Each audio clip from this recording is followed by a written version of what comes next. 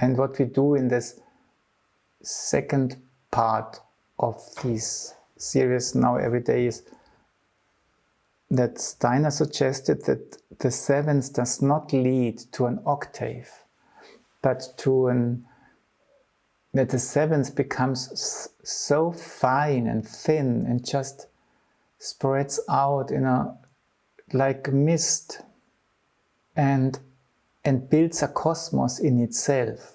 So normally when you do the striving through the music and you go to the octave, it's somehow arriving at your higher being, or or in the spiritual something, or whatever, what comes back through the higher aspect of what is. It's the same, but you went the path to it. That's why it's higher.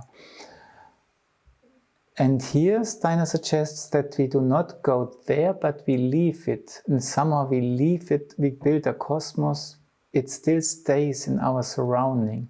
That the far out, is still in the world. That's why he speaks about the cosmic experience and not the spiritual experience of Christ in this building up of the intimates.